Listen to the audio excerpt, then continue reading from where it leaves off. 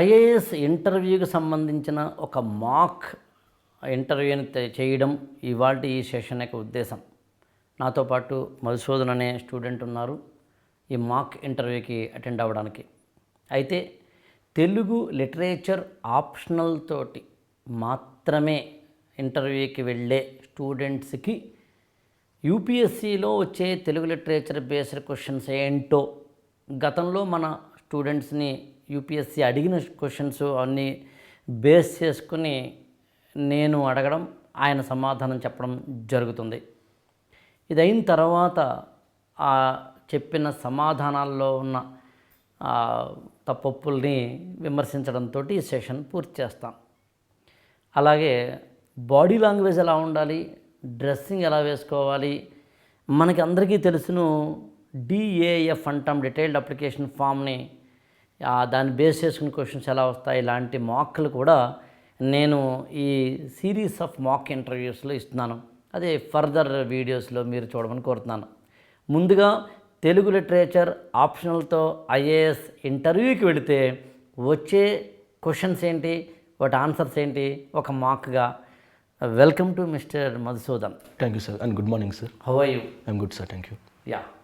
You tell me what is exactly the reason behind for choosing optional as Telugu literature as an optional? So, because of the diversity, sir, in the Telugu literature optional.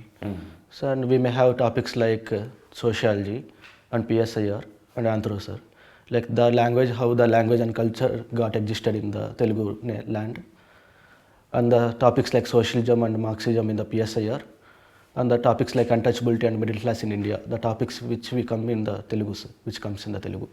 So because of the diversity, I took the Telugu as my optional. Okay, how do you feel after completion of our Telugu literature and language reading? Do you feel that much diversity is being given by Telugu literature? So yes, of course. I am telling because by seeing the characters and novels, the stories which were contemporary at those times and which are relevant to this time also, sir. Definitely it's gonna useful for me, sir. Okay. And I'm telling is diversity. Yeah. Diversity. You tell me, once you become a civil servant, how can you use the knowledge of Telugu literature for becoming a good or best civil servant? So actually the name is Telugu literature, but everything is in the Telugu literature is nothing but the ethics, sir. The more of ethical dilemma and how to take the decision making skills, those were included in the Telugu, sir. And definitely the issues like untouchability and giving prominence to the culture, those issues definitely going to help me, sir. Can you give one case study from our syllabus? Definitely, sir. A character in the Authorized NGO who was a small grade 4 employee, sir. And he took a bribe because of the family pressure to maintain his family. And he got finally arrested by the ACB. And it is one character, sir, which I do the inspiration. So you feel that, or you learnt that the bribe or the corruption in the society, yes, sir, is being what we call evil, sir, evolved because of the middle class? Not because of the middle class, sir. Because of the lure. The landlord or some rich person lure the small people by showing this bribe, sir, to get their work done. Okay. Tell me, what is your observation in the comparative manner from Telugu literature to other languages, whether it is Hindi, Marathi or Kannada literature, whatever it may be? Sir, like I done my graduation at Bangalore, sir. Oh. Then I learned Kannada also, sir. Okay. And I have fluency in Kannada language too. And every language is great at its base, sir. So definitely we can't compare the languages like which language is greater, which language is very less compared to the others. So every language is great in their own sense, sir. So what is the meaning of a language or linguistic fanatism? So definitely, sir. Like if I am thinking my language is great, definitely it is admiration towards my language, sir. If I am thinking my language is only great, definitely it's language fanatism, sir. Like which I will be criticizing other languages. Your language is not great, your language is not good, it don't sounds good. So definitely, sir. How can you balance this linguistic fanatism by reading Telugu literature? So many of the people don't know that many of the words in the Telugu came from the other languages itself, sir. Like in a Telugu word called sabbu means soap in English, and like in Kannada, uggani means uggani is the Kannada word, sir, which is prominently used in the Rayalaseema region. Exactly. Like Dawakana, which is a primary healthcare center in Telangana, like which is came from the Urdu or Parsi, so Persian, sorry. Like and many people don't know about this one, sir. So if they come to know about these words and how they came into Telugu land, definitely there will be no phantasm, I think so, sir. Sure. So if we are able to understand the basic origin of languages, then I think we can think that every language is Great in their own great in their own style. Okay, you tell me what are the if you become a civil servant, whatever the state cadre you get, of course, what are the measures you take to develop the regional language, that is vernaculars? So and mostly presently there are many English medium schools only, sir, in many cities and towns and even villages also. Even the using of the mother tongue becoming less in the school age, because most of the children spends their time in the school itself, morning to evening. So definitely in my childhood there was a sessions called jam, playlet in the Telugu, sir, in the English language. So we got the fluency and some command in the English. So same tactics we should apply in the Telugu language, Telugu or some local language in the state, I mean state languages. Definitely by promoting the English education, we can we'll give more prominence to the Telugu language also, sir. Telugu also. Already regional language. Yes, Okay. Do you believe for the formation of any personality, the language or the literature is a very wonderful tool? Yes, sir. Do you believe? Yes, of course, sir. Already you told us, sir, guarantee a wonderful tool, sir. How? So because what we think and what will become, like what we read, then that's what we think. Okay, so whatever we read from the literature, That's what we're going to think and we're going to apply in our life. But sometimes literature may misguide you. For example, if you read any revolutionary poetry, whether it is English or whether it is Telugu or whether it is in Urdu or whether it is in Tamil or even Hindi, revolutionary literature is there. You know pretty well, in the 1967 we saw the Marxist and Leninist parties, what exactly the Naxalbari movement. Yes, sir. So out of it we had literature, even all the language, I think in our Telugu language also.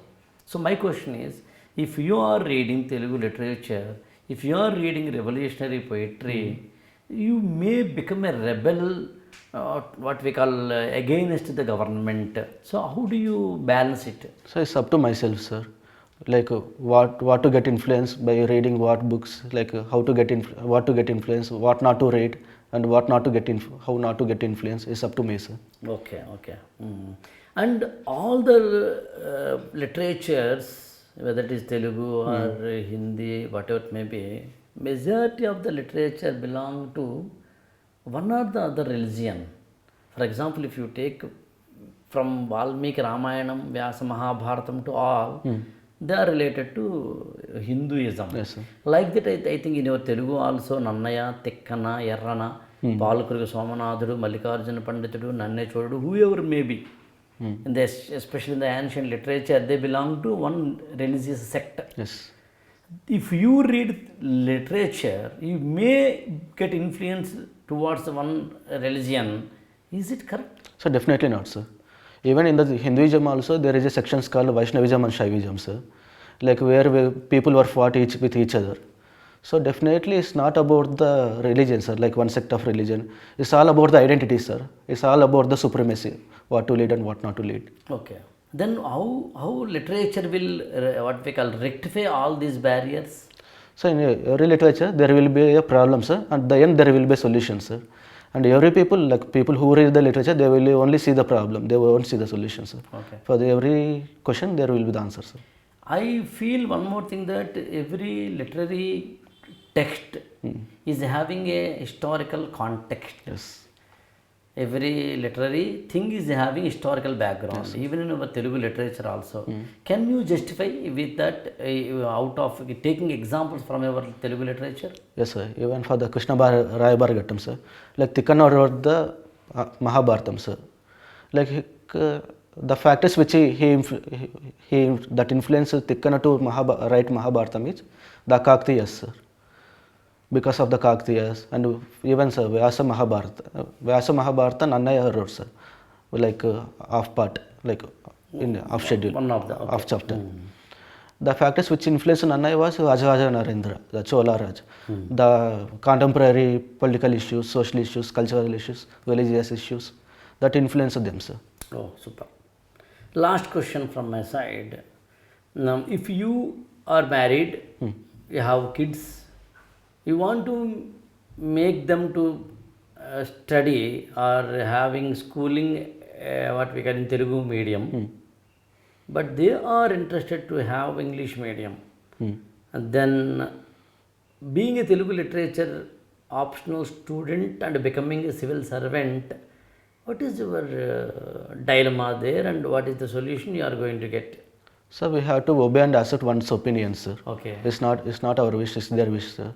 And definitely being a kid, I studied in the English medium, sir, since my kindergarten. So definitely I will make them study in the English medium according to their wish. At the same time, I will teach Telugu at my home, sir. After coming to the school, the Vedas, the Slokas, even the Bhagavad Gita, I will make them read, sir. Whatever it may be, whether it is Telugu Padyamulu, Sumati Yes, Shatakam, definitely. Whatever it may be. I will make them read, So sir. blending of both. And the same time, I will talk Telugu language in the home itself. I don't encourage to talk in the English. Oh, thank you so much. All the best. God bless you. Thank you, sir. Yeah, ఇప్పుడు మధుసూదన్ చేసిన ఈ మార్క్లోంచి analysis ఎలా ఉంటుందో చూద్దాం. అంటే ఏమేమి mistakes అనండి తర్వాతనండి. మధుసూదన్ రెడీయా? Ready, sir. ఇప్పుడు నేను అడిగిన ప్రశ్నల్ని మీరు ఆన్సర్ ఇస్తున్నప్పుడు మీరు చెప్పండి, మీ కాన్ఫిడెన్స్ లెవెల్ ఎంతవరకు ఉంది? So up to some extent, sir. Like not sure, sir. Not 100%, sir. It's about 70 to 80%. I was. ఎందుకని, what is the reason for only 75%? So because of the nervousness, sir. Because of the facing a faculty who is well known in their subjects, definitely there will be nervousness. Okay. So out of this mark, నువ్వే కాదు మధుసూదన్, ఎవరైనా తెలుసుకోవాల్సి ఏంటంటే interview హాల్లో దయచేసి nervous లేకుండా ఉండండి. Nervous లేకుండా ఉండాలి అంటే నాకు తెలిసి 2 పనులు చేయండి. ఒకటి ఏంటంటే thorough preparation or thorough alertness, thorough understanding towards your interview. Second ఏంటంటే వెరీ క్రూషియల్ పాయింట్ ఏంటంటే మీరు ఎంత ఎక్కువగా ఇలాంటి ఏమంటారంటే 1-to-1 సెషన్స్ కానీ గ్రూప్ సెషన్స్ కానీ పార్టిసిపేట్ చేస్తారు. అద్దం ముందు నిలబడి మీరు మాట్లాడచ్చు కావచ్చు, రూమ్లో లౌడ్గా మాట్లాడడం కావచ్చు, ఇలా ఎవరో ఒకరు మెంటార్ని పెట్టుకొని డైలీ కాకపోయినా 2 డేస్కి ఒకసారైనా కానీ ఇలాగా ఒక్కొక్క టాపిక్ తీసుకుని టాపిక్ మీద డిస్కస్ చేయడం కావచ్చు, టాపిక్ మీద నేను క్వశ్చన్ అడుగుతుంటే మీరు సమాధానం చెప్పడం కావచ్చు, ఇట్లాంటివి బాగా చేయండి. ఇక 2, నేను మీరు ఇచ్చిన ఆన్సర్స్ విషయంలో మాత్రం 200% సాటిస్ఫై అయ్యాను. Thank you, sir. సరే, ఏ ఆన్సర్కైనా దానికంటూ ఒక రూపురేఖలు ఉంటాయి, దానికంటూ ఎవరి పెర్సెప్షన్ వాళ్ళకు ఉంటుంది. కానీ ఉన్నంతలో మీకు కామన్ సెన్స్ అలర్ట్నెస్ కూడా ఉందని నేను అనుకుంటున్నాను. ఎందుకంటే నేను అడిగిన క్వశ్చను, మీ పిల్లలేమో తెలుగు మీడియం వద్దంటే మీరేమో తెలుగు లిటరేచర్ ఆప్షన్తో ఐఏఎస్ అయ్యి పిల్లల్ని తెలుగు మీడియంలోకి జాయిన్ చేయాలనుకుంటే వచ్చే క్లాష్ని మీరు చాలా అద్భుతంగా చెప్పారు. Thank you, sir. స్కూలింగ్లో ఇంగ్లీషు, హోమ్ స్కూలింగ్లో తెలుగు. అలాగే మీరు అడిగినప్పుడు తెలుగు లిటరేచర్ ఆప్షన్ని ఎందుకు ఎంచుకున్నారు అన్నది, ఒక సోషియాలజీలో ఉండే సామాజిక అంశాలు, సమస్యలన్నీ తెలుగు లిటరేచర్లో ఉన్నాయి. ఒక పొలిటికల్ సైన్స్లో ఉండే రాజనీతిపరమైన అంశాలన్నీ తెలుగు లిటరేచర్లో ఉంటాయి. ఒక హిస్టరీకి సంబంధించిన తెలుగు లిటరేచర్ ఆప్షన్ చదివిన ఎవరైనా కానీ వేదాల నుంచి, ఉపనిషత్తుల నుంచి చదవకుండాను, అంటే వాడి బ్యాక్గ్రౌండ్ నేను మాట్లాడేది, తూర్పు చాళుక్యులు మొదలుకొని, కాకతీయులు మొదలుకొని, రెడ్డి రాజులు మొదలుకొని, ఆ మాటకు వస్తే 1930sలో శ్రీశ్రీ మహాప్రస్థానం రాయడానికి కూడా మనం మొదటి ప్రపంచ యుద్ధానికి, రెండవ ప్రపంచ యుద్ధానికి మధ్యలో ఉన్న భారతదేశ చరిత్రను, ప్రపంచ దేశాల చరిత్ర చదువుకోక తప్పదు. అంది హిస్టరీ. పాలన ఎలా ఉంటుంది, పాలన అడ్మినిస్ట్రేషన్లో ఉండే జాగ్రత్తలు ఏంటి, అడ్మినిస్ట్రేషన్లో ఉండే హ్యూమన్ వాల్యూస్ ఏంటి, హ్యూమన్ డెసిషన్ మేకింగ్స్ ఏంటి, ఇలాంటివి హెర్బర్ట్ సైమన్ లాంటి వాళ్ళు లేకపోతే వుడ్రో విల్సన్ లాంటి వాళ్ళు ఏదైతే పబ్లిక్ అడ్మినిస్ట్రేషన్లో చెప్పారో అవన్నీ తెలుగు లిటరేచర్లో ఉంటాయి. ఒక తిక్కన రాయబార ఘట్టం చదివినా లేకపోతే మరొకటి చదివినా, ఇంకా ఎథిక్స్ పేపర్లో ఉండే అనేకమైన ఎథికల్ డైలమాలు ఇక్కడ ఉంటాయి. ఇవన్నీ ఆధారం చేసుకొని వాటన్నింటినీ నేను చూసినప్పుడు తెలుగు లిటరేచర్ మంచి ఆప్షన్ నాకు అనిపించింది సార్ అన్నది ఒక అప్రోప్రియేట్ ఆన్సర్. మార్కుల కోసం చాలామంది స్టూడెంట్స్ చేసే మిస్టేక్ ఏంటంటే, ఎందుకు మీరు పలానా ఆప్షన్ తీసుకున్నారు అంటే తెలుసు తెలియక చెప్పే మొదటి మాట స్కోరింగ్ అని. అది చెప్పకూడదు నిజానికి. అలాగే కొంతమంది ఇచ్చే ఆన్సర్ ఏంటంటే, కోచింగ్ తీసుకున్నాము సార్, కోచింగ్ అవైలబిలిటీ ఉంది అని, మెటీరియల్ అవైలబిలిటీ ఉంది అని. అలా కూడా చెప్పకూడదు. అలా అని నేను చాలా తెలుగు భాష సాహిత్యాలంటే నాకు ప్రాణం అండి, నేను అసలు పుట్టిందే తెలుగు సాహిత్యం కోసం అండి అని చెప్పినా కూడా అవతల వాడు పట్టేస్తారు. కాదు సార్, ఈ అన్ని ఆప్షన్స్ నేను చూశాను, అన్ని ఆప్షన్స్లో తెలుగు నాకు దగ్గరగా ఉంది, ఆ దగ్గరగా ఉండడానికి ఇతర ఆప్షన్స్లో ఉండే లాజిక్లు అన్నీ కూడా ఇందులో కూడా ఉన్నాయి కాబట్టి నేను తీసుకున్నాను సార్ అన్నది సరైన ఆన్సర్ అవుతుంది. దానికి వీలైతే ఒకటి యాడ్ చేయండి. నేను ఇప్పుడు ఏ వ్యక్తికైనా తన మాతృభాషను ప్రేమించడం తప్పైతే కాదు కదా. అది నా మాతృభాష, నేను తెలుగువాడిని, తెలుగు తీసుకున్నాను అని కూడా చెప్పొచ్చు కావాలంటే, అదొకటి. అలాగే తెలుగు ఫెనటిజానికి కూడా మీరు చాలా అందంగా చెప్పారు, అది చాలా అప్రోప్రియేట్. తెలుగు భాషలో ఉన్న సబ్బు అనేది సోప్ అనే పదం నుంచి వచ్చింది. సరే, పోర్చుగీస్ నుంచి ఇంగ్లీష్లోకి, ఇంగ్లీష్ నుంచి తెలుగులోకి, మొత్తం ఏదో మన భాష కాదు. అలాగే మన గుండి అని వాడతాం, అది పర్షియన్ పదం. బొత్తామని పదం వాడతాం, అది పోర్చుగీసు లేదా ఇంగ్లీషు పదం. లేకపోతే మనం ఏదో ఒకటి ఒక ఏదైనా ఏంటి దవాఖానా అని మీరు చెప్పింది, పిహెచ్సి పబ్లిక్ హెల్త్ సెంటర్ అనేది అది పర్షియన్ అరబిక్ నుంచి వచ్చింది. సో మన భాషలో ఉన్నవన్నీ మనవే కావనే ఒక సత్యం తెలిసినప్పుడు అన్ని నదులు, ఉపనదులు కలిసి, వాగులు, వంకలు కలిసి నది అవుతుంది, నదులన్నీ కలిసి సముద్రం అవుతుంది. ఇలా మన తెలుగు భాష అయినా తమిళ భాష అయినా అన్ని భాషలు కలిసి చక్కటి అవుతోంది అని. దాంతోపాటు మధుసూదన్, మీరు అంటే ఐఏఎస్ ఇంటర్వ్యూలో మీరు మీ సబ్జెక్ట్లోంచే ద్రావిడ భాషల్లోంచో మాండలికాల్లోంచో ఉదాహరణలు తీసుకుంటూ చెప్పడం కూడా చాలా బాగుంటుంది. ఒకటి రెండు మీరు చెప్పారు కూడా. మోర్ సబ్జెక్టులోకి వెళ్లకుండా కూడా ఉండడం మంచిది. యూపీఎస్సీ ఇంటర్వ్యూలో నాకు తెలిసి మధుసూదన్ మీరు చాలా మంచి ఇంటర్వ్యూ చేశారు. ఒక తెలుగు భాష కాపాడడానికి చర్యలు అనేవి కొంచెం పెరిఫెరల్గా చెప్పారు, అది తప్ప మిగతావన్నీ చాలా బాగా చెప్పారు.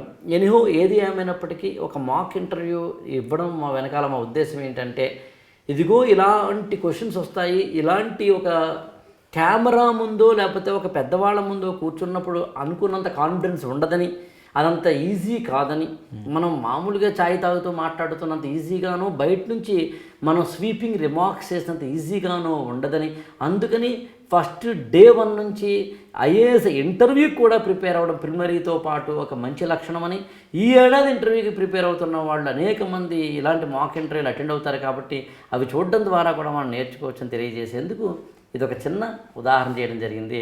Thank you so much Madhusudan, thank you for joining with us.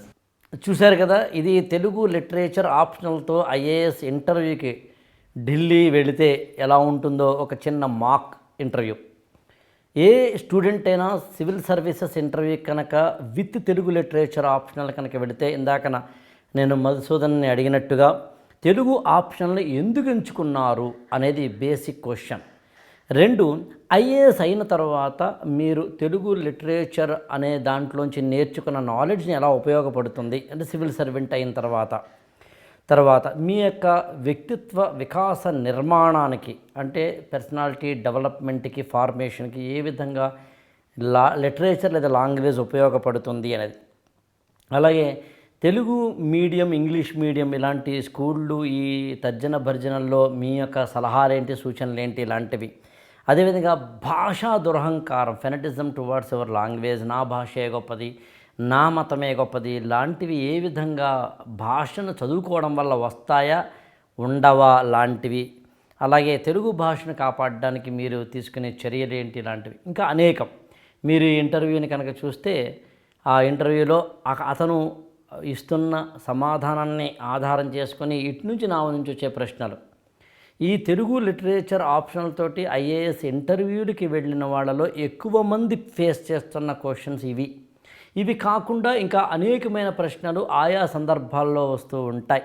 వాటిని ఎప్పటికప్పుడు నేను ఈ యూట్యూబ్ మాధ్యమం ద్వారా తెలియజెప్పే ప్రయత్నం చేస్తాను. All the best.